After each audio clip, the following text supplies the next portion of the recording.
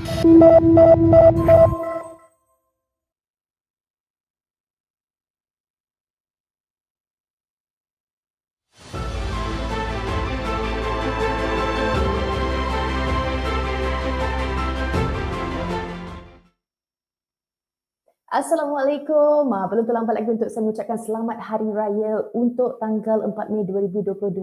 Hari kedua 2 Syawal hari ini kita bersua lagi untuk Kompas edisi khas Raya. Dan hari ini saya tidaklah keseorangan kerana ada dua tetamu panelis kita yang turut bersama kita walaupun Raya ada tetap bersama dengan Kompas hari ini. Dan kejap lagi kita akan kenalkan tetamu-tetamu kita.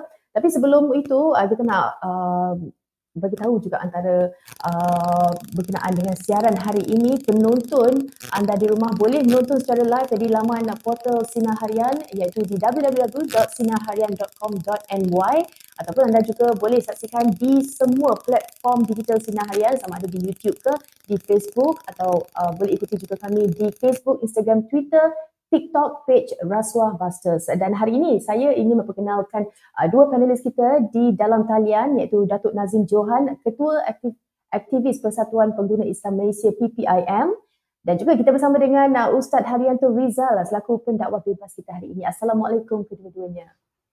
Waalaikumsalam. Sihat tak Ki? Sihat Ustaz? Alhamdulillah. Baju Melayu tak ada? Okey. Baik, hari ini kita iyalah tu. Hari-hari pun kerja. Allahu Akbar. Saya masih beraya lagi ni Tok Ki. Tak apalah, orang muda okey. Allah. Ada lagi mood raya tu. Okey, sama-sama kita raya ni kita nak kongsikan juga dengan penonton kita kan berkenaan dengan isu-isu rasuah yang pastinya Kompas akan mengetengahkan isu-isu rasuah ini dari perspektif agama Islamnya dan juga undang-undangnya kalau boleh dikongsikan kedua-dua panelis kita. Dan hari ini kita akan bawakan topik yang saya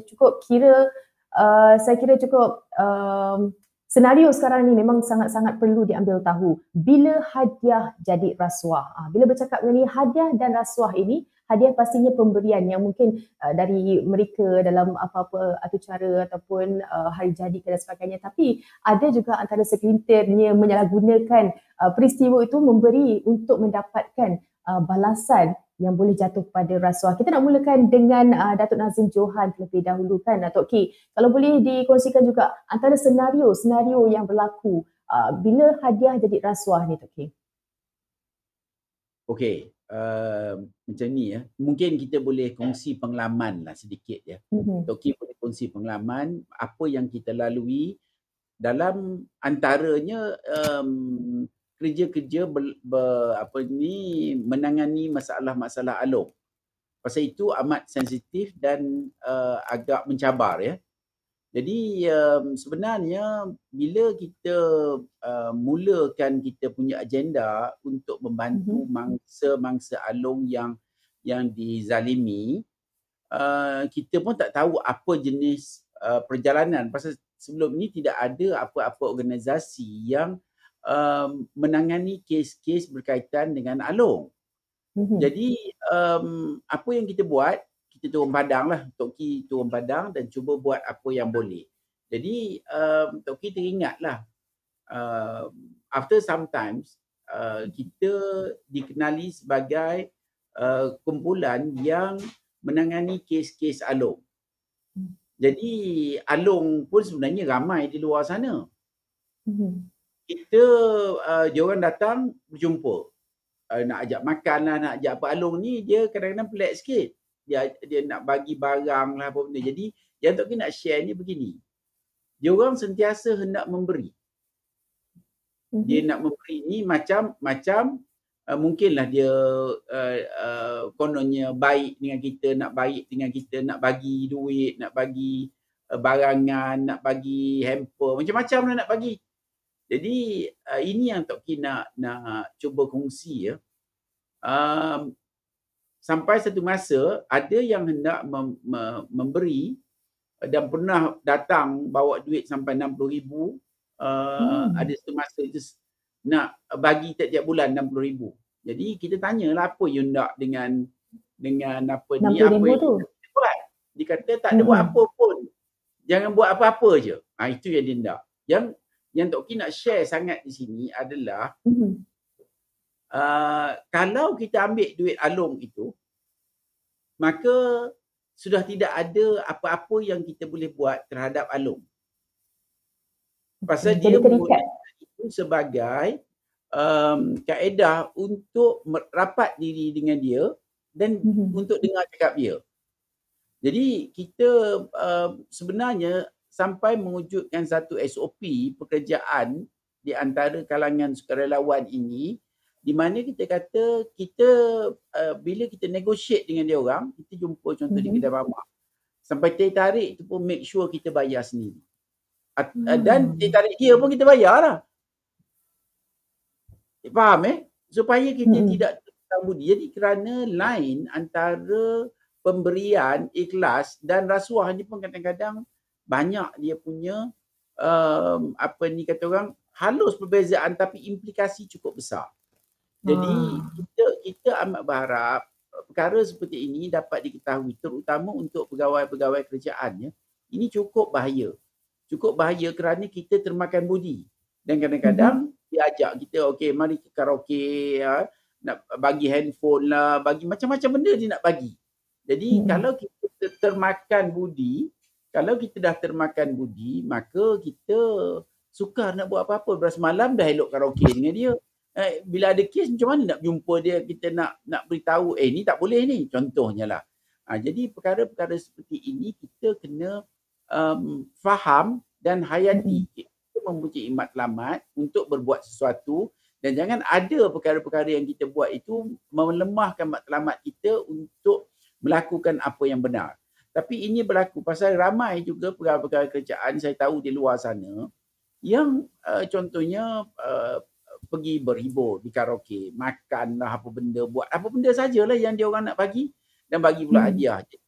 Ini akan menjejaskan kita punya semangat kita, dan saya rasa juga benda-benda ini kita kena amat memilih di mana kita nak pergi, dengan siapa kita nak pergi, terutama bila ia melibatkan kerjaya kita Kalau tidak mungkin tak apa, tapi contohnya kita tahu orang tu nak supply tender, katakan tender di Kementerian Pertahanan ke Kementerian Pendidikan ke, dan kita tahu dia kerja macam tu, lepas tu kita rapat dengan dia sehingga termakan budi. Dan termakan budi ni mungkin dia bagi maklumat saja, mungkin dia bagi rahsia-rahsia yang kita tak tahu. Jadi benda seperti ini kita tengok cukup membahaya, pasal dengan terbongkarnya maklumat ataupun dengan terberinya maklumat ataupun dengan kita kata orang baik sangat dengan dia, kita pun jadi serba salah kalau kita tak bantu dia. Pasal semalam dah bagi telefon, lepas tu kan nak tukar tayar sports rim lah, jadi macam-macam. Jadi benda ini cukup bahaya. Tapi ini biasa sangat, bagi beg lah, bagi macam-macam benda yang berjenama. Dan kadang-kadang kita sebelum ini tidak terdedah dengan perkara sedemikian, tapi sebenarnya inilah cabaran terutama mereka yang berpangkat.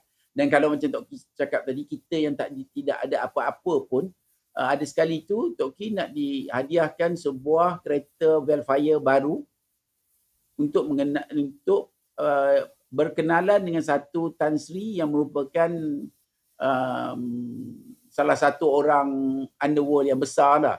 Dan di masa perjumpaan itu, sebelum itu dia hantar lawyer dan nak beri untuk tanda persahabatan, dia nak memberi Tok Ki hadiah 500,000. Jadi kalau bagi 500,000 tu, Tok Ki rasa mata pun gelap dah lah, nak buat apa lagi. Nak bercakap. Tetapi Tok Ki nak ingatkan macam ni, ini Tok Ki yang tidak ada apa-apa. Cuba bayangkan pengarah-pengarah. Lagi lebih lagi lah. Okey, kalau mendengar dari apa yang Tok Ki kongsikan ni, luar biasa sebenarnya. Pemberian tu mengikut kepada pangkat seseorang, kuasa seseorang, kerana ada sesuatu yang mereka perlukan daripada pihak yang pihak yang nombor 2 tu. Betul. Jadi sini, kalau kita melihat sikit batin, satu nak ingat satu. Ada satu menteri, Tok Ki jumpa dia setelah dia lantik jadi menteri. Dia kata hari pertama dia pergi ke pejabat, dah ada orang tunggu. Dan orang ni nak bagi, dia kata peruntukan untuk menteri adalah 50 juta. Wow. 50 juta. Jadi menteri ni sajalah tanya-tanya, you nak suruh saya buat apa? Tak ada apa pun. Cuba bayangkan. Itu Tok Ki. Tadi Tok Ki dia nak bagi 500,000. Tapi menteri 50 juta. Okey. Jadi ini satu yang kita semua kena faham. Betul. Ini senario yang saya rasa Tok Ki memberi satu gambaran yang sebenarnya ia hadiah itu menjadi ujian juga kadang-kadang untuk penerima kan. Sebab nilai dia boleh bagi hadiah, dia boleh bagi pada orang perempuan yang kita nak mengorat je. Betul, bukan itu saja sebenarnya. Ustaz boleh bagi Ustaz. Okey. Ustaz, Tok Ki ceritakan dan kongsikan berkenaan dengan antara hadiah-hadiah yang kita kira bukan yang biasa-biasa, yang luar biasa. Itu ikut antara orang tu, antara rasional ataupun masih relevan ataupun mencari kepada matlamat sebenar dalam dia memperjuangkan apa-apa. Teguhnya dekat hati dia untuk betul-betul tidak menerima apa-apa sebab kita tahu ada niat di sebaliknya. Macam mana Ustaz kalau kita nak tengok hadiah ni sebenarnya ujian juga untuk kita tak terjerumus kepada rasuah tu? Saya tadi bila Tok Ki sebut cantik dah tu. Sebenarnya memang susah Fatin. Kita nak tengok di antara hadiah dengan rasuah ni sebab dia halus sangat.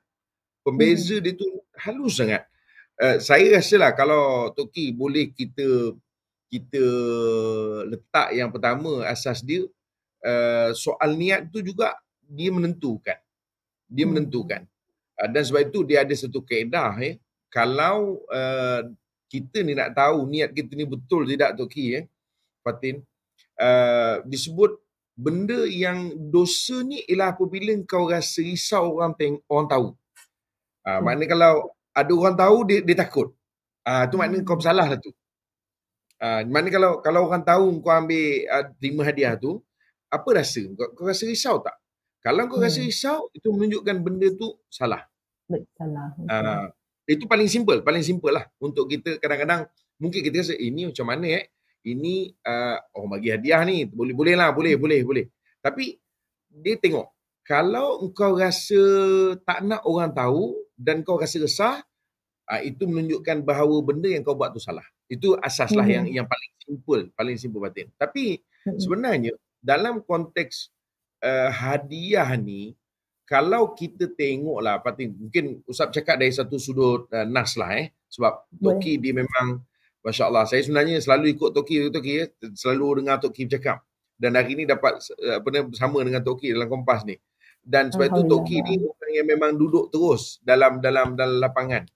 Cuma saya teringat Fatin, ada satu masa zaman Nabi SAW di mana Nabi SAW utuskan satu orang laki-laki. Laki-laki ni dia diutuskan untuk ambil zakat. Ini ambil zakat tau Fatin. Yang tadi Tok Ki sebut tadi tu, macam Tok Ki sendiri orang yang memang duduk dalam lapangan, jumpa dengan macam-macam orang, yang menteri ke misalnya, yang itu orang ada kuasa. Yang ini ni zakat je Fatin. Zakat je. Jadi mana zakat ni artinya ialah dia terima. Dia bukannya ada buat benda pun, dia terima saja. Sebab zakat ni dia dah ada ketentuan. Berapa nak kena bayar, berapa nak kena bayar. Kita tak boleh minta kurang Fatin. Zakat ni dia tak boleh minta kurang, tak boleh. Dia banyak ini, jumlah dia banyak ni. Kalau tidak, tak sahlah zakat. Cuma yang berlaku kepada seorang laki-laki ni namanya Ibnu Lutaibah ataupun Lutbiyah nama dia. Jadi Nabi hantar dia pergi ambil zakat dan dia ambil. Kemudian dia bagi tahu dengan Rasulullah SAW, ya Rasulullah ini zakat. Tapi yang ini orang bagi aku, kata dia. Sampai Nabi SAW bila dengar begitu, Nabi SAW naik ke atas mimbar dan Nabi bagi tahu ketika itu. Ya, sampai Nabi SAW sebutkan apa dan satu apa yang Nabi nyatakan tu memang agak keras jugalah bunyinya. Kata Nabi SAW, fahalla jalasa fi baiti abi wa ummihi fayanzur ayuhda lahu amla, kata Nabi SAW. Nabi kata, cuba kau duduk dekat rumah je, kau duduk dekat rumah mak kau, bapak kau, maksudnya kau tak usah keluar rumah lah. Kau duduk di rumah, kau tak payah bekerja, kau tak buat apa, kau duduk je situ. Kau tengok, ada tak orang nak bagi kau hadiah? Nampak tak? Maknanya Nabi SAW bagi satu frame yang jelas. Macam tu tadilah, kadang-kadang dia bukan ada bagi macam orang ni tadi apa nama ni, Ibnu Lutbiyah ni, dia tak ada kurangkan apa-apa Fatin daripada jumlah zakat tu. Tetap dia bawa pun zakat tu lain lah. Dia kata ni zakat ni kau jangan bagi pada Nabi SAW, kau bawa lah pergi tempat lain. Tak. Memang dia kata ini kau serahkan kepada Nabi SAW, tapi yang ini untuk kau. Nampak tak? Sebab itu bila Tok Ki sebut tadi, ada orang kadang-kadang dia bagi, dia tak minta apa lagi. Tak ada. Tapi apa nama Tok Ki, sebenarnya itu memang daripada turun-temurun Tok Ki. Dia panggil Fatin, dia panggil step pertama. Dia step pertama Fatin. Sebelum kita nak pergi step yang seterusnya, pergi step pertama dulu. Step pertama dia rapat dulu, rapat. Supaya nanti whatever senang kita nak deal. Itulah. Sebab itu kita tengok. Kadang ketika kita nampak ia zahirnya tu macam hadiah, tetapi hakikatnya di sebalik itu matlaman adalah untuk menenangkan orang yang terima hadiah tadi tu Fatin. Istilahnya lah, menenangkan supaya orang yang terima hadiah ni nanti kalau satu ketika apa-apa berlaku, jadi ada yang patut untuk dikautim lah. Gitu kira-kiranya. Ustaz, okey, apa yang Ustaz kongsikan ni, Fatin tertarik nak tanya juga. Kalau hadiah ni, kita berlandaskan kasih sayang macam ibu bagi dekat anak, itu hadiah yang mungkin dia betul-betul ikhlas nak keperluan. Tapi untuk hadiah yang lain ni, pasti ada antara dia perlukan balasan. Sebab kalau tak ada kasih sayang tu, mungkin dia ada niat lain. Niat lain tu adalah balasan. Boleh ke macam tu, Ustaz? Dia ginilah Fatin, macam Tok Ki sebut tadi tu betul lah. Senang cerita, apabila kita duduk dalam satu-satu jawatan ataupun jabatan, maknanya untuk jalan selamat, tak usah terima apa-apa. Dan saya rasa, kalau kita tengok dari segi rasuah punya undang-undang pun begitu. Kan? Maknanya untuk mengelakkan supaya kita tidak jadi terhutang budi. Itu yang kita sebut tadi. Rasuah ni, dia boleh jadi pada peringkat permulaan hanya tujuan dia untuk nak melunakkan kita. Melunakkan kita. Membeli jiwa. Kita tidak nafikan Fatin, dalam konteks agama, memang kita disuruh untuk beri hadiah. Macam sekarang, saya katakanlah dengan Tok Ki, kan. Jadi saya hantar je hadiah ke Tok Ki. Tok Ki pun tak kenal saya. Saya bagi hadiah ke Tok Ki. Tak apa, mungkin sebab saya suka Tok Ki. Saya hantar hadiah ke Tok Ki. Kan. Jadi kalau hantar pada Fatin pun boleh. Hantar pada Fatin. Hantar lemang lah, lemang rendang. Jadi sebab itu, dia tak ada masalah. Sebab itu kata Nabi SAW, tahadi tahabu. Maknanya engkau berbagi hadiah, engkau akan berkasih sayang. Itu memang disuruh. Tetapi kita kena tengok, kalaulah hadiah itu memang ditujukan kepada orang yang memang ada jawatan, orang yang memang ada pangkat, ada kedudukan, atau orang yang mungkin dia sampai satu tahap, ada orang dia tidak ada jawatan Tok Ki. Dia tidak ada pangkat, dia tak ada kedudukan, tapi dia ada line Tok Ki. Dia ada link, dia ada kabel untuk pergi ke pangkat tu, dia ada kabel untuk pergi ke jabatan tu, dia boleh sampai kepada orang tertentu. Yang ini juga sebenarnya dia dikira termasuk orang yang bersangkut paut dengan rasuah juga. Jadi kalau dalam konteks hukumnya dia sama juga Fatin. Sebab itu kita kena hati-hati. Sebenarnya kalau kita betul-betul lah kita nak jaga supaya rasuah ini dia tidak membarah dalam kehidupan masyarakat kita khususnya. Memang kita kena elakkan semua benda yang boleh membawa kepada rasuah itu tadi Fatin. Jadi sebab itu kalau kita duduk dalam jawatan, maka kaedah yang paling mudah ataupun kita panggil yang paling ampuh ialah jangan terima apa-apa pun hadiah. Tak apalah, nak bagi saya hadiah boleh, nanti tunggu saya dah pencin. Tapi kalau pencin tak ada orang bagi dah. Saya ada satu orang ni Tok Ki, dia somebody jugalah dulu sebab dia pun ada pangkat juga, datuk juga, dan dia somebody dulu dalam pegawai kerajaan. Jadi boleh berborak dengan orang rumah dia. Saya tanya, Datin macam mana sekarang? Dia kata, biasalah Ustaz, masa dulu kita ada jawatan, ramai orang nak wish. Ini bukan hadiah Fatin, wish je, wish. Hadiah tak usah cerita, ni wish je. Kan? Wahal ni kalau tak ada pangkat pun, apa salahnya wish kan? Datuk, apa khabar, sihat? Wish je, bukan nak bagi hadiah apa. Ni tak ada. Jangankan hadiah, wish pun tak ada dah. Tapi masa ada jawatan, masa ada pangkat, kalau boleh orang nak bagi, boleh tak bagi saya peluang untuk nak buat ucapan je, kata dia. Oh, betul. Fadhan bila Ustaz kongsikan ni mungkin rasionalnya ada dekat situ kan, ada sesuatu yang dia inginkan daripada kita. Okey, Tok Ki, kalau kita nak tanya juga kan antara rasuah sekarang ni, pemberian. Jadi rasuah dan ada yang menerima, ada juga yang memberi. Dia jadi penyakit dalam kalangan masyarakat kita, walau sekecil ataupun sebesar nilai dia. Kenapa sebenarnya? Adakah disebabkan faktor ekonomi sekarang ni ataupun mereka mungkin mudah nak capai satu kedudukan yang tinggi ataupun bagaimana Tok Ki?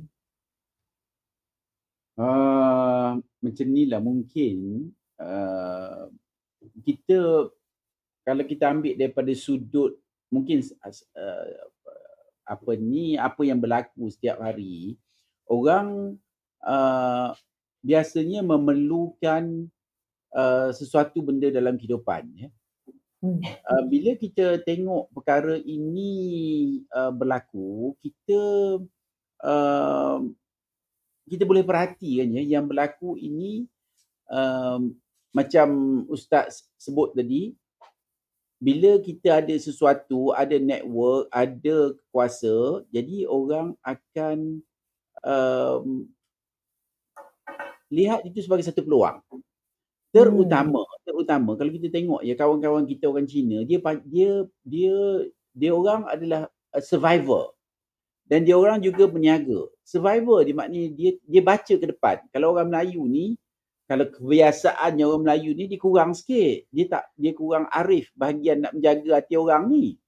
Dia kurang arif. Kalau yang kita tengok ya, Cina ni memang dia dilatih begitu. Jadi dia berbuat sesuatu benda itu, baca dia mungkin 5 tahun, 10 tahun ke depan. Mungkin 20 tahun ke depan. Tapi bukan pasal dia hendak beri suka-suka sangat. Dia hendak menjaga relationship supaya dia nak buat apa pun lain kali senang. Dan contohnya macam pegawai kerajaan. Dia baca kalau tidak kementerian ni, kementerian lain. Memang dia jaga. Jadi kalau kita, Ustaz, apa yang ayat yang mengatakan yang kalau kita nak murah rezeki tu kita jaga silaturahim tu, Ustaz? Silaturahim, hadis Nabi. Hadis, apa ayatnya? Bunyinya? Lebih kurang biar saya cakap pun tak apalah kalau dia lebih kurang matan dia itulah apa Tok Ki. Kalau nak rezeki murah, jaga silaturahim. Tapi orang Islam ni dia kadang-kadang yang kita tengok di luar sana, kadang-kadang dia ada bengong sikit, Ustaz. Sorry lah. Dia bengong ni bukan bengong yang mengong, Fatin. Jadi okey, tak berapa berat sangat. Jadi dia kurang nak menjaga. Dan dia pun tak kisah. Pada dia, biarlah, tak ada benda. Dia pun tidak nak minta banyak benda. Dia pun tidak membaca kehadapan sangat. Dia kadang-kadang masa tu dia pergi, masa tu lah dia bawa. Contoh dia nak minta tolong orang kan. Masa tu lah dia pergi jumpa, dia pun bawa lah hamper.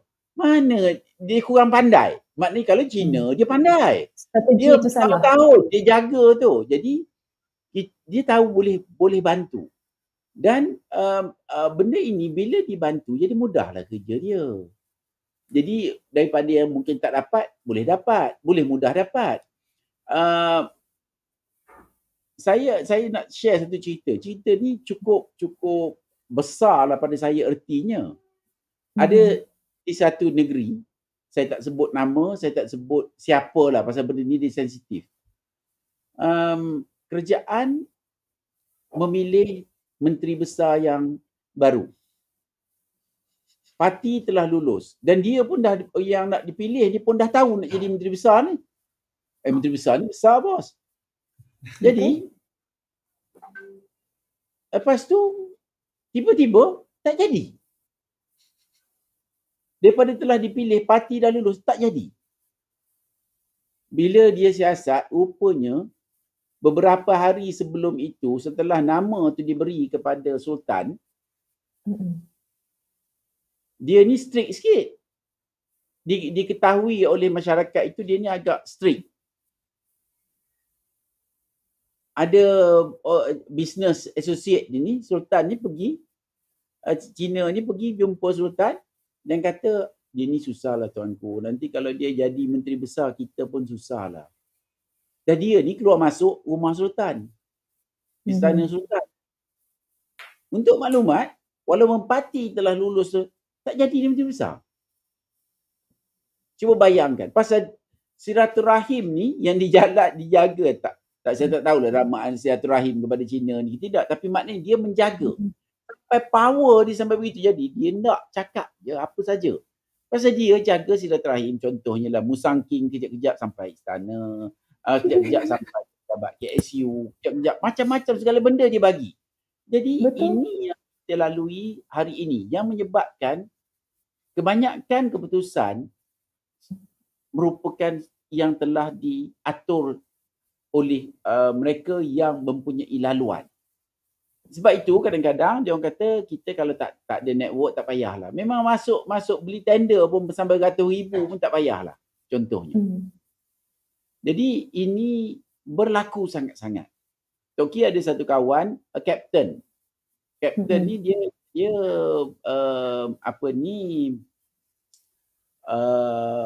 menjadi pegawai yang menerima barangan di tentera. Jadi dia sampai dia dilantik. Jadi dia ni very strict. Jadi supplier ni hantar, ada supplier besar lah. Ini ada peluang kita cerita. Supplier ni antara terbesar zaman dulu sikit lah. Sampai orang kata dia ni network dengan general-general pun dahsyat sangat. Jadi bila pembekal tu hantar barang, dia punya pegawai hantar barang tu tak elok. Jadi dia tolak, dia tak terima. Sekejap itu pegawai tu ini datang jumpa dia. You terima lah ini ada duit. You punya ni lah belanja teh. Dia kata ini paling dia tengok, kalau tengok bertebal mana tu kan paling tidak pun 20-30 ribu ni. Jadi dia kata tak boleh, saya tak ambil, kata dia. Dia terima kasih tukar. Lepas tu dia tak ambil, barang tolak. Esok dia orang hantar lagi barang lain. Dan yang tak elok juga. Jadi dia tolak. Dia kerja situ, tak silap Toki, baru hari kedua je. Hari ketiga kena pindah ke Sarawak. Cuba bayangkan. Jadi siapa tak pindah ke Sarawak, ambil lah, terima je lah barang tu. Yang bagi pada askar-askar kita yang perlu makan yang baik, yang tak tentu halal lagi ni, jangan main-main ni Ustaz. Jadi ini berlaku. Sampai orang kata, kalau dalam askar, kalau nak pindah, sebenarnya dalam askar ni susah Ustaz kalau nak pindah. Macam Ustaz saya ni kerja kat mana-mana nak pindah. Kalau kerja dalam tentera cukup susah. Tapi kalau nak pindah, jumpa supplier ni senang je. 24 jam boleh pindah. Jadi itulah antara cerita. Jadi kita, saya nak sama orang Islam, dia kena berhati-hati apa yang nak masuk kat dalam diri dia. Kita kena sedarkan orang-orang kita. Maknanya dalam kehidupan ini, matlamatnya adalah untuk mencari keberkatan. Itu paling penting. Kalau berkat sikit pun melebihi. Kalau tak berkat banyak pun tak cukup. Jadi kita tentu nak yang barakah. Kalau nak barakah tak bolehlah laluan-laluan tak betul ni. Jadi yang laluan tak betul ni yang hingga menjual agama, bangsa dan negara. Jadi bila merasuah ya Fatin, kita jadi tiada pertimbangan yang betul. Semua tak betul dah. Pasal dah rasuah. Ini siapa kenal ni? Kenal tak ni? Fatin itu kenal? Cable tie tu Ki? Cable tie. Cable tie ni berapa ringgit Ustaz? Sen je tu. Lebih kurang dalam 20 tahun lebih dulu, saya pergi ke satu kementerian nak bawa aduan pasal kabel tie ni. Pasal kerajaan beli benda ini dengan harga 130 pound. Masya Allah. Cuba bayangkan macam mana ni boleh berlaku kalau bukan pasal rasuah. Tak habis hari negara, agama, bangsa ni. Itulah dia ni. Cik Fatin tahu apa kabel tie ni? Tahu. Okey. Jadi itulah jadi. Dan tahap rasuah kita, ya Allah, ya Rabbi. Tak boleh nak cakap dah. Okey. Maksudnya Toki, dia dah jadi macam satu budaya. Kalau tak ada benda tu hidup kalau dia tak percaya kepada rezeki lah kan, sekiranya nak naik di atas cepat. Betul, sebab tu kita Dia kena jadi balik kepada budaya. ustaz. Kerja ustaz dah, bukan kerja saya dah. Dia kena sedarkan orang nak cari berkat, bukan nak cari kekayaan. Okey, kita nak tanya dekat Ustaz. Ada satu soalan ni Ustaz. Adakah pelakuan mengemukakan tuntutan untuk kalau kita sekiranya ada tugasan luar tu, walaupun dah disponsor sepenuhnya, tapi kita masih lagi nak ambil tuntutan tu untuk diri kita. Itu dikira bagaimana sebenarnya? Dianggap pastinya dianggap tidak bermoral, tapi itu adalah satu rasuah atau bagaimana? Fatin, sebelum tu nak bagi tahu tadi yang Tok Ki cakap berkenaan dengan apa nama ni tadi, Allahumma salli. Orang kita ni dia dah jadi apa dia panggil istilahnya, dia tak nak keberkatan tu kan. Tapi sebenarnya Tok Ki, dia punya pening tu Tok Ki, yang Tok Ki kata tadi kan, dia punya pening tu sampai hari ni dia make up sikit Fatin.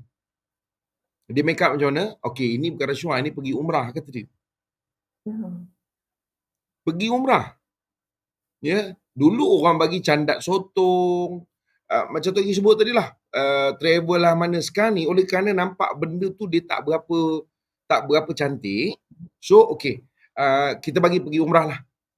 Ini bukan rasuah, tak ada. Mana boleh umrah pergi rasuah, tak boleh. Mana boleh rasuah pergi umrah, tak boleh. Ini kita bagi hadiah. Supaya nanti di sana boleh doakan untuk kita lah, ya. Doakan pada kita supaya semuanya boleh elok. Ni nanti apa yang kami buat ni, kita renovation ni apa semua, ni semua dapat elok. Oh, pandai dia. Jadi mana pegawai yang in charge tu, dia dihantar, bukan dia je tu, yang menariknya pasangan pun dapat. Dan ada Fatin, diceritakan sampai tahap keluarga dia boleh bawa, berapa keluarga nak bawa boleh bawa, mak bapak pun boleh bawa. Maknanya dia punya teruk ni Fatin, kalau kita nak faham hari ni, bukan teruk dari segi apa, maksudnya dari segi orang merasionalkan dia tu Fatin. Sampai tahap ibadah, itu ibadah umrah ni. Sedangkan umrah ni Fatin, kalau kita tak ada cukup duit Fatin, tak payah pergi. Sebab dia ibadah yang bersifat harta dan juga tenaga. Maknanya kalau kita dah tak larat sampai bedridden tu, orang panggil kan bedridden tu, itu tak payah pergi dah, pasal dia dah tak ada kemampuan. Atau orang yang mungkin segar tapi dia tak ada kewangan, maka dia tak payah pergi sebenarnya. Tapi oleh kerana orang kita ni, dia rasa macam okey umrah, takkan ini nak kira rasuah kan, ini ibadah kata dia. Sedangkan Fatin, inilah nak cerita tahap kita merasionalkan benda yang salah ni sampai tahap dia masuk dalam ibadah Fatin.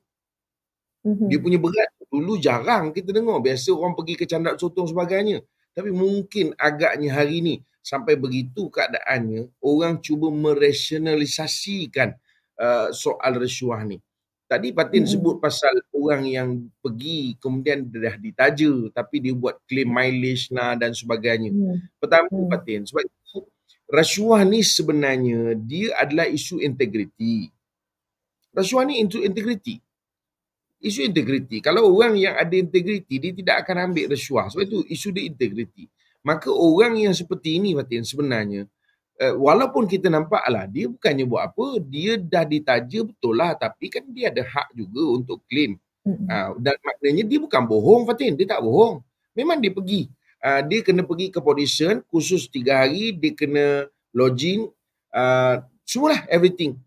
Yang sebenarnya Fatin, ada orang dia tak lodging pun dekat situ. Dia mungkin tinggal rumah makcik dia, tapi dia claim dia duduk hotel.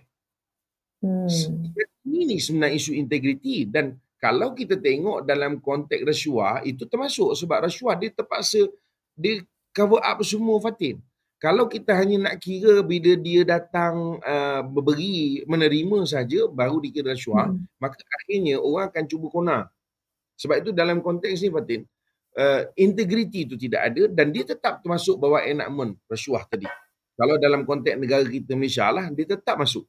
Dan kalau tanya dengan saya bahawa orang ini hakikatnya dia memang layak untuk dicas. Sebab apa? Bila integriti ini tidak ada, ke depan lebih pada itu dia boleh untuk terjebak. Saya bukan kata dia mesti buat, Tapi ruang untuk dia terjebak lebih teruk tetap ada. Kenapa? Kerana sudah ada wujud dalam diri dia, dia panggil kecenderungan untuk dia tidak berlaku jujur.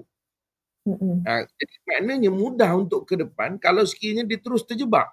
Dan akhirnya lebih berat lagi kerana apa yang mungkin ke depan itu dia bukan lagi macam mileage kilo 20 sen tu, Fatin. Kan? Mungkin lebih besar daripada itu macam Tok Ki sebut tadi lah.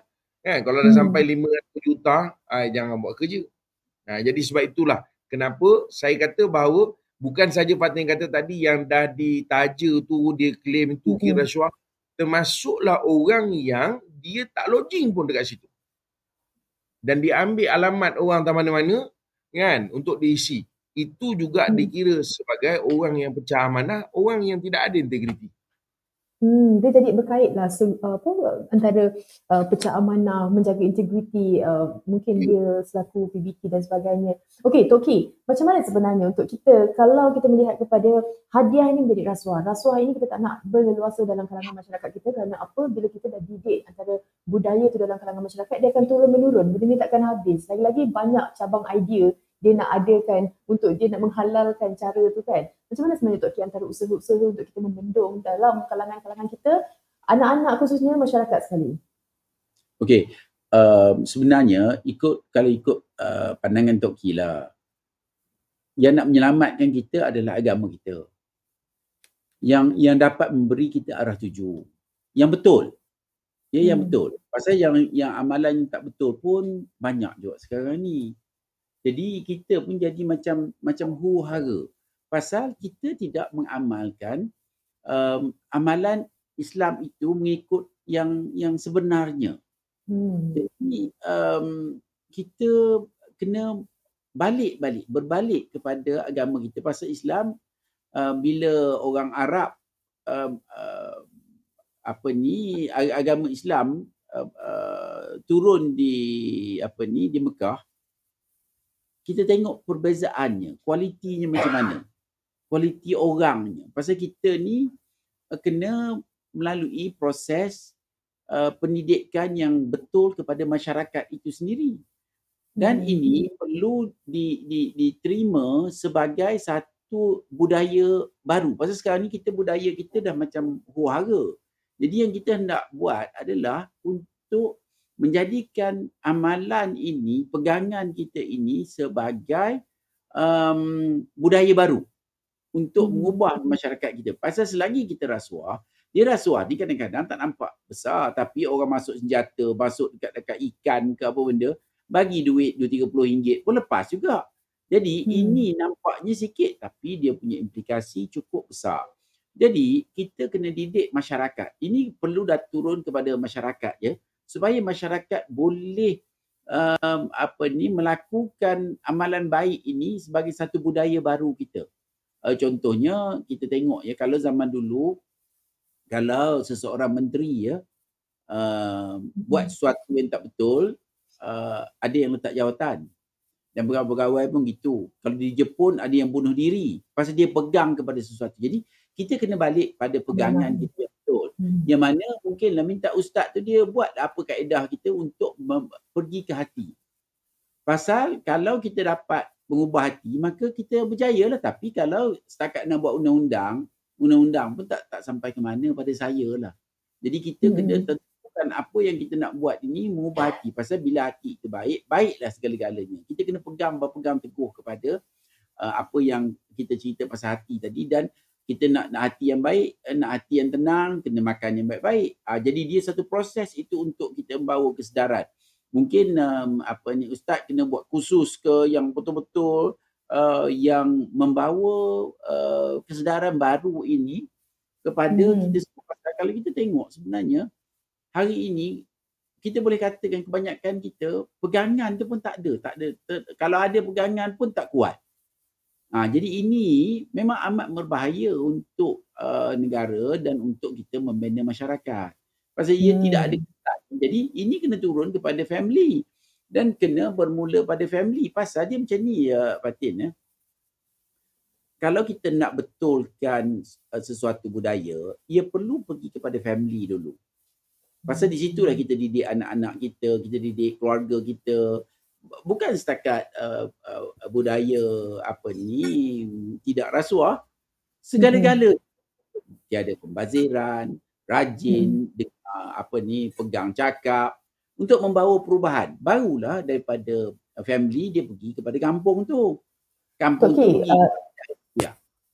Toki, sorry Fatin mencelah. Fatin dari kecil lagi kan, kadang-kadang kita, mak-mak kita, bapak kita macam jangan ambil barang kalau ada orang tak kenal. Jangan ambil barang. Jadi kita dah tahu dah. Itu keluarga Fatin. Dan sekarang ni ada setengah-setengah keluarga, anak dia balik mengaji, bawa rambutan. Dia pun elok je makan. Rambutan ni dia kebas tepi jalan ni. Tak tahu pokok rambutan siapa kan? Jangan dia ini semua penting ni. Cukup penting. Dia pakai bedal je dan dia pun tak bertanya. Jadi kita kena buat sesuatu. Contohnya macam ni Tok Kiwo ni berbuka puasa. Di satu tempat lah orang ternama lah. Tapi kita tanyalah. Tengok sikit makan ni daripada mana ni? Saya suruh PA saya pergi tanya. Rupanya caterer pun bukan Islam. Allahu Akbar. Jadi kita kena bertanya lah ke tidak. Kita bedal. Memanglah mungkin bedal pun tak berdosa lah Ustaz dah. Kalau bedal tak berdosa ke Ustaz? Kalau tak tahu kan? Tak tahu lah. Kita boleh guna tak tahu. Kalau tak tahu tu bak lain lah. Jangan buat tak tahu. Jadi kita kata tak tahu pun boleh. Ramai semua makan pun. Jadi kebetulan maknanya ini kita kena didik diri kita, keluarga kita kena prihatin. Jadi daripada family, dia pergi kepada kampung. Lepas tu pergi pada daerah, pergi kepada negeri, pergi sampai ke federal lah. Dan kita sekarang ni kita marahkan, contohnya menteri ke pengarah ke, yang kononnya tidak ada integriti. Semalam hari tu ambil buah rambutan siapa-siapa pun. Dia pun tak didik. Kau jangan ambil buah rambutan ni. Pergi berjumpa orang tu minta ampun ke benda kan. Jadi kalau itu dididik, bila dia dipilih menjadi menteri, dia akan berbeza. Contohnya, kalau menteri ni kita boleh ambil daripada bulan atau bintang untuk jadi menteri, maka lainlah. Ini menteri ni kampung kita yang sama, yang buang sampah tadi, yang curi rambutan tadi kan. Jadi kita kena ubah. Kita kena berusaha untuk membawa perubahan. Pasal perubahan tidak datang begitu saja dan nak berjaya kena sanggup berkorban. Kita tengok kawan-kawan kita orang Cina, orang India, pengorbanan mereka, of course bidang lain-lain lah. Cukup luar biasa. Kalau banding dengan kita, ada kawan saya Cina seekor ni, dia Kristian. Tahu tak, dia bagi gaji dia, mak dia komplain, gaji dia bagi 20% daripada gaji dia bagi kepada church. Saya rasa 20% ni banyak ni. Jadi kita kena ada pengorbanan. Kita kena tahu pengorbanan. Itu saya kena serah Ustaz lah. Pasal dia pakar bahagian tu. Dia akan beritahu, okey, jangan macam ni. Untuk dijadikan modul. Untuk dibawa mungkin oleh rasuah buster ke apa benda ke. Jadi kita hari ini, saya rasa kita perlu jelas. Dan kita perlu balik kepada asas. Ya. Saya nak share sikit. Ini amat penting pada saya. Ya. Pati biasa tengok muara sungai tak? Jarang tapi pernah katanya tapi. Muara sungai ni contohnya Sungai Kelang sebelum keluar ke laut itu dia ada perangkap sampah. Perangkap sampah. Ya. Sampah bertantan setiap hari. Ada kan? Okey. Hari-hari orang buang sampah. Pergi sangkut dekat situ. Orang pula angkat sampah pergi buang tempat lain lah. Yang saya nak share ni, kalau kita tak tengok di ulu sungai, maka kerja kita buang sampah je lah. Betul. Jadi kita kena tengok di sana apa asal dia tu, kat mana, apa permulaannya tu. Macam kita hari ni, kita nak tangkap orang rasuah. Sebenarnya boleh ke? Pasal didikan tu daripada awal lagi dah tak apa nak kena. Dan tidak adil. Kalau dia dididik dengan didikan yang tak betul, kita nak tangkap dia pun tak apa nak adil je saya rasa. Pasal ni biasalah. Makanan tak halal biasalah padahal. Contoh. Jadi kita kena buat penyelidikan secara ikhlas. Macam mana kita nak hentikan rasuah ini daripada awal. Dan rasuah ini sebenarnya kalau ikut kajian saya, terjadi apabila dia ada kesukaran. Jadi kadang-kadang dia orang bina kesukaran dalam sistem. Jadi dapat rasuah. Contohnya satu masa itu, saya teringat kan, ini banyak puluh tahun jugalah, nak buat IC. Dulu nak buat IC sampai sebulan.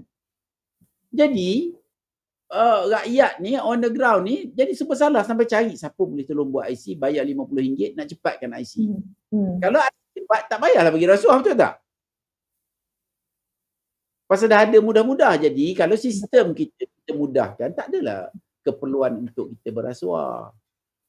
Kita faham. Ha. Okey, apa yang dikongsikan Tok K tu kan sebenarnya kita boleh relate juga kan dalam kehidupan kita. Kalau kita tak bermula dari rumah, benda ni akan merebak jadi barah untuk semua sebenarnya kan. Betul. Jadi lebih orang kata sedih kan bila dia melibatkan orang Melayu, orang Islam. Sebab apa? Keberkatan yang kita cari setiap hari kita nak pergi bekerja tu, kita nak bawa balik, rezeki tu nak bagi anak bini makan dekat rumah kan. Ustaz, macam mana sebenarnya untuk kita nak teguhkan diri kita tu untuk kita tak nak hilang pertimbangan walau apa sahaja yang orang kata offerkan untuk kita, walau dalam kesempitan hidup kita sendiri kita tak nak lah. Macam mana Ustaz? Allahu Akbar. Dia tanya macam Fatin tanya tu senang je. Tak cari cuba suruh Fatin ulang balik soalan tu. Senang je Fatin nak tanya daripada kan. hati Ustaz. Tak, maksudnya nak tanya tu senang aje, tapi nak buat tu Fatin. Kan bila kita berada dalam situasi tu, bab kata Tok Ki tadi, benda yang susah nak jadi senang. Jadi apa pilihan kita ada? So jalan. Itu yang menyebabkan akhirnya dia jadi merebak dan akhir jadi budaya. Cuma satulah Fatin, kalau Ustaz fikir juga benda ni. Sebenarnya apa yang Tok Ki sebut tu ada, bukan ada, sangat apa nama kita nak kata membumi lah. Kan? Itulah realiti dia. Sebab itu Fatin, kerja ini dia tidak boleh jadi satu hari. Kita kena letak satu benchmark sebenarnya. Okey, yang lahir hari ni, contohnya, yang lahir hari ni. Misalnya lah, tapi nak kira daripada yang lahir lama menor kan. Kita ambil daripada yang kira mumayyiz lah. Maknanya hari ni, yang mumayyiz ni artinya boleh berfikir ni, mungkin umur daripada 9-10 tahun lah kita ambil. Kan, 11-12 tahun. Kadang-kadang dah degil juga. Kita ambil daripada 9 tahun. Maknanya, budak yang 9 tahun ni adalah orang yang pertama yang kita nak tengok besok. Di ke depan ni, dia akan duduk dan dia duduk jadi sebagai masyarakat, dan masyarakat yang bermula daripada anak-anak ni akan selamat daripada rasuah ni. So benda tu kena bergerak ke depan dan mesti dirancangkan. Bak kata Tok Ki tadi lah, kalau tidak kerja kita memang buang sampah aje lah. Sebab apa? Kita tak bersihkan. Jadi kita tak buat daripada bawah lagi. Sebab itu saya fikir apa yang Tok Ki sebut tu memang sangat relatif. Sebab itu Fatin, kalau menurut saya lah, penting sekarang ni kita nak mengajak, ini mungkin dalam konteks saya Fatin sebab Tok Ki tu orang aktivis, dia memang turun di padang macam kita ni, banyak berjumpa dengan orang untuk menerangkan tentang agama. Saya kira sekarang ni ialah masa yang paling pokok untuk kita terangkan dua benda. Satu Fatin, soal kepercayaan, keyakinan ataupun kita panggil akidah, keimanan kita. Yang keduanya ialah dalam konteks ni akhlak Fatin. Kerana ibadah itu ya betul, dia benda yang juga dituntut Fatin. Tetapi akhlak ini suatu benda yang akhirnya dia dapat membantu menjaga kita. Bukan kita kata ibadah itu tak penting, tetapi dalam konteks penekanan, mana yang kita nak tekankan, mana yang kita nak lebihkan. Kerana hari ni Fatin, kalau kita tengok dalam masyarakat, soal ibadah ni, masyarakat kita ni hebat. Tapi bila masuk soal akhlak, kerana integriti sebagainya, ini semua soal akhlak dan juga soal iman. Benda ni mah. Tapi dalam soal ibadah, cubalah Fatin kalau tak percaya. Kan, bukalah satu topik berkenaan dengan solat ke kan. Oh, jangan main-main. Ramai jadi tok guru. Kan, sebab apa? Semua orang nak bagi komen. Tak percaya, cuba Fatin buat. Kan, bahkan bukan itu je, macam-macam dia pergi konanya nanti Fatin. Tak percaya, Fatin cuba tweet kan. Fatin tweet lah, katakan betul, tak betul tu nombor 2 lah. Macam mana Fatin? Betul tak betul tu nombor 2 lah. Itu nombor 2. Maknanya ramai orang akan komen sebab itu berkaitan dengan ibadah. Tetapi bila sebut soal akhlak, itu benda yang kadang-kadang kita pinggirkan. Kita tak nampak pun benda itu penting dan kita tak rasa pun benda itu mesti kita tekankan. Jadi sebab itu kalau Fatin tanya dengan Ustaz, rasa waktu ini, sebab kita kena tengok, sesuaikan dengan masa. apa yang Tok Ki sebutkan tadi tu rasanya sudah cukup untuk jadi pertimbangan kepada kita. So hari ni kalau dalam konteks Ustaz sendirilah, misalnya kalau kita ada berjumpa dengan masyarakat dalam program-program, so benda yang kita nak akan tekankan dua benda ni. Soal akidah, soal keyakinan, kepercayaan, soal baik, buruk, soal balasan, itu kena tekan. Yang kedua soal akhlak. Kerana bila dua ni combine, insya-Allah sebenarnya kita tidak kata zero defect, impossible. Tetapi kita boleh meminimalkan. Sangat minimal, insya-Allah. InsyaAllah. Itu pada kira kita dah tak banyak masa. Itu rangkuman rumusan daripada Ustaz yang cukup kompleks dan kita boleh senang faham lah. Dan untuk Tok Ki, di hujung kita punya perbincangan ni kita nak tahu juga, adakah masyarakat kita ni, selagi belum terkena, kita bolehlah buat apa je. Bila dah terkena tu, baru nak ada orang kata kesedaran untuk mereka berkenaan dengan hadiah yang boleh dijadikan rasuah ni, Tok Ki. Secara ringkasnya.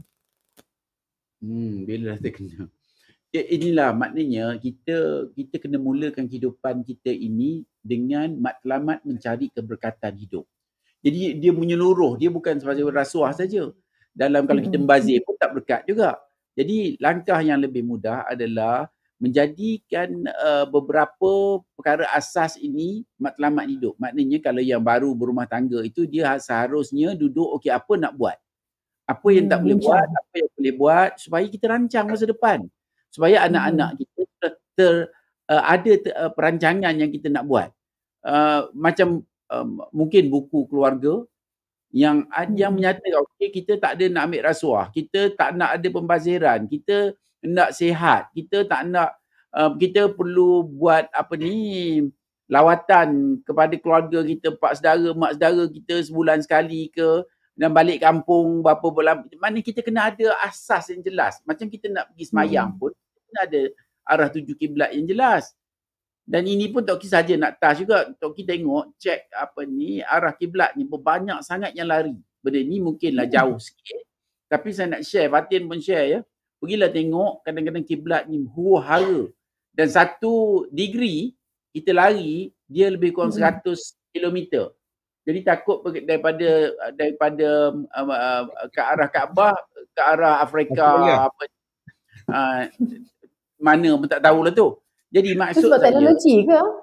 Ada, senang je pakai kompos kira-kira, tapi dia orang senang je. Macam ni Ustaz setuju tak? Setengah tempat, kita pergi kiblat kat mana? Dia ada dekat pasu bunga tu. Mana pasu bunga tu memang dah ubah. Jadi kita suka hati je. Jadi sebab tu kita jadi lemah. Main agak-agak kan? Main agak-agak je. Main agak dekat hala bucu tu. Bucu tu pun kadang-kadang bucu peti ais ke benda-benda macam tu kan. Jadi ini yang kita perlu balik-balik kepada asas pegangan kita untuk keluarga kita. Apapun daripada Tok Ki sendiri, yang apa pun yang kita buat dalam kehidupan kita ni, kita perlu bermula daripada akar umbi, daripada rumah sendiri. Ibu bapa kena mainkan peranan. Anak-anak kita perlu jelas apa arah tuju kita. Dan untuk Ustaz, kita ada lagi sedikit lagi masa Ustaz, untuk ada sebarang kata-kata ataupun doa untuk kita teguhkan diri kita ni. Kita tak nak terpesong apa pun ujian yang kita datang. Sebenarnya tu diuji tu, kita ambil atau tidak. Dia uji kita. Macam mana Ustaz? Yalah, untuk exam tu. Yalah, betul lah Fatin, doa itu satu usaha kita lah. Saya fikir dalam bab ini doa saja pun tidak madai, tapi kita jangan lupa untuk berdoa. Itu benda yang saya nak tekan lah. Sebab saya tak nak orang bersangka bahawa agama ni itulah dia ajarnya doa je, tapi duit ambil juga. Kan doa-doa tapi rasuah pun jalan juga. Jadi tak kena. Sebenarnya doa itu sebahagian daripada apa yang boleh kita usahakan, kerana benda ni Fatin ialah soal kesedaran, awareness, soal kepahaman kita. Jadi pentingnya selain daripada doa itu ialah soal kita belajar, kita tahu dan kita faham, supaya jangan hanya kita doa dan akhirnya kita buat. Jadi sebab itu doa itu sebahagian daripada usaha kita, dan jangan tinggal sebab kita orang Islam, kerana Allah SWT boleh untuk nak membolak-balikkan hati kita. Sebenarnya pendek je doa yang boleh kita amalkan pada ni. Doa ini pun bukanlah saya yang buat, kerana doa itu daripada Nabi SAW. Kata Nabi, doanya, ya musarrifal qulub sarrif qalbi ala dinik. Ya, ya musarrifal qulub sarrif qalbi ala dinik. Ya musarrifal qulub sarrif qalbi ala dinik. Maknanya, Maksudnya Ustaz? wahai Tuhan, ya musarrifal qulub sarrif qalbi ala dinika. Nah, itu. Maksudnya, wahai Tuhan yang membolak-balikkan hati manusia, kau bolak-balikkan ataupun kau ubah hati aku supaya kekal pada agamamu. Macam itu. Jadi supaya maknanya, sebab isu dia macam Tok Ki sebut tadi lah, kan? Dia main-main dalam hati kita tu. Main-main nak ambil, tak ambil. Alah, kalau ambil pun sekali je. Lagipun bukannya banyak sangat. Alah, pergi umrah kot. Bukannya pergi candak sotong. Ibadah, mudah-mudahan mungkin dia rezeki. Kan, mungkin rezeki yang orang cakap tu mungkin dia dengki. Itu bolak-balik hati tu Fatin, yang main-main. Ya, itu yang paling parah pada kita. Jadi sebab itu mudah-mudahan Allah berikan kekuatan pada hati kita lah, insya-Allah Fatin. InsyaAllah. Terima kasih banyak-banyak Ustaz atas perincian untuk topik kita hari ini, bila hadiah jadi rasuah. Terima kasih juga kepada Tok Ki, Datuk Nazim Johan. Banyak sebenarnya pengisian yang kita dapat kan. Kita macam sembang-sembang dekat rumah kan. Kita duduk kedai kopi, kita dapat segala input daripada Tok Ki dan juga Ustaz. Terima kasih banyak-banyak. Maaf mengganggu di waktu mungkin untuk bersama dengan keluarga ni. Kita ambil sejam dalam Kompas edisi Raya untuk kali ini. Dan untuk penonton, anda boleh, kalau tak sempat nak saksikan tadi, boleh terus tonton secara live ataupun boleh terus ke Facebook, Instagram, Twitter, TikTok, page Rasuah Busters. Boleh tengok balik antara rangkuman dan juga perkongsian daripada panelis-panelis hebat kita hari ini. Terima kasih Fatih ucapkan sekali lagi kepada Tok Ki dan juga Ustaz. Selamat Hari Raya. Boleh sambunglah berhari raya bersama keluarga. Terima kasih banyak-banyak penonton kerana luangkan waktu anda bersama kami di Kompas edisi khas Raya. Kita jumpa lagi. Assalamualaikum. Assalamualaikum warahmatullahi wabarakatuh.